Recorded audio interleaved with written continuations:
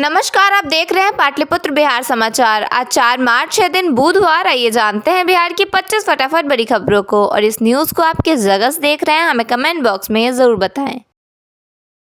होली के मौके पर बुधवार को सुबह 8 बजे से दोपहर 2:30 बजे तक मेट्रो सेवा पूरी तरह बंद रहेगी। पटना मेट्रो रेल कॉरपोरेशन ने त्योहार को देखते हुए यह निर्णय लिया है।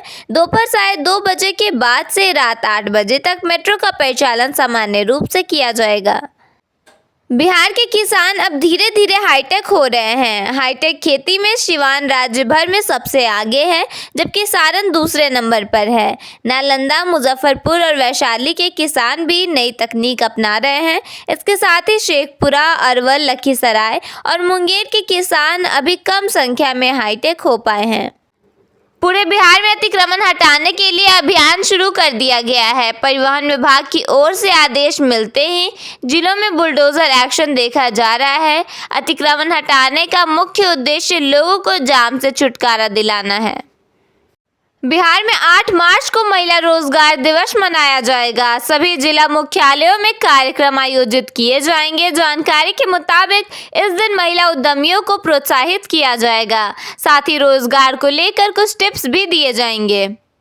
भूख हड़ताल पर बैठे होमगार्ड अभ्यर्थियों की तबीयत बिगड़ गई है। विभाग की ओर से बहाली का आदेश जारी होने के बाद भी अभ्यर्थियों ने आंदोलन खत्म करने की अपील नहीं मानी।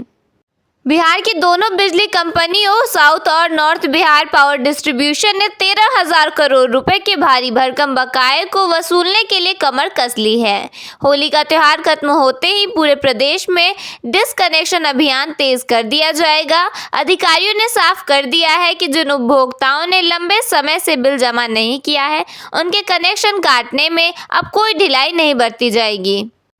बिजली कंपनियों की सख्ती का अंदाज इस बात से लगाया जा सकता है कि बकाया बिल पर 1.5% प्रति महीने की दर से ब्याज वसूला जा रहा है। यानी अगर आप बिल जमा करने में देरी करते हैं तो आपको सालाना 18% का मोटा ब्याज चुकाना होगा। कंपनियों ने स्पष्ट किया है कि 10 लाख से अधिक पोस्ट पेड उपभोक्ता ऐसे हैं जिन्होंने महीने से भुगतान नहीं किया है। कनेक्शन कटने के बाद न केवल आपको पूरा बकाया जमा करना होगा, बल्कि डिसकनेक्शन और रिकनेक्शन शुल्क भी अलग से देना होगा। तभी आपके घर की बत्ती दोबारा जलेगी। मुजफ्फरपुर की एक सीएनजी कार बीच सड़क पर चलते चलते अचानक आग की चपेट में आ गई और धुआं धुआं कर जलने लगी। कार में सवार 3 लोगों ने कूदकर अपनी जान बचाई। होली के मद्देनजर पटना के प्रमुख मेडिकल कॉलेज अस्पतालों को 3 से 5 मार्च तक अलर्ट मोड पर रखा गया है। विशेषज्ञ डॉक्टरों की ड्यूटी तय कर दी गई है और करीब 85 बेड रिजर्व रखे गए हैं ताकि किसी भी अप्रिय घटना से तुरंत निपटा जा सके। बिहार में धार्मिक स्थलों तक पहुंचना पहले से ज़्यादा सुविधाजनक होने वाला है। राज्य के परिवहन विभाग ने पहले चरण में 60 से अधिक छोटे बड़े धार्मिक स्थलों को बस सेवा से जोड़ने का फैसला किया है।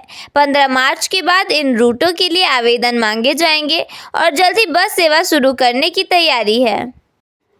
मधेपुरा जिले में होली के दौरान 3 अलग अलग सड़क हादसों में 2 युवकों की दर्दनाक मौत हो गई, जबकि 4 अन्य गंभीर रूप से घायल हो गए हैं। गम्हरिया, उदाकिशुनगंज और सिंहेश्वर थाना क्षेत्रों में हुई इन घटनाओं ने त्योहार की खुशियों को मातम में बदल दिया है। ट्रेनों के स्लीपर कोच में जनरल डिब्बों जैसे हालात देखे जा रहे हैं। यात्रियों का कहना है कि वॉशरूम तक जाने का रास्ता नहीं मिल रहा है। बिना रिजर्वेशन यात्री 3rd AC कोच में भी चढ़ रहे हैं, जिससे धक्का मुक्की के बीच लोग पटना पहुंच रहे हैं। पप्पू यादव ने कहा कि पवन सिंह को बैन किया जाना चाहिए। उन्होंने बागेश्वर बाबा पर टिप्पणी करते हुए उन्हें बंदर बताया। उन्होंने कहा कि यदि उन्हें मुख्यमंत्री बना दिया जाए तो वे निजी संस्थानों को सरकारी कर देंगे। भारतीय जनता पार्टी के नितिन नवीन और सतीश कुमार राज्यसभा जाएंगे। राष्ट्रीय लोक मोर्चा की ओर से उपेंद्र कुशवाहा उम्मीदवार बनाए गए हैं। वहीं जेडीयू 2 सीटों पर अपने प्रत्याशी उतारेगी। सभी उम्मीदवार 5 मार्च को नामांकन दाखिल करेंगे।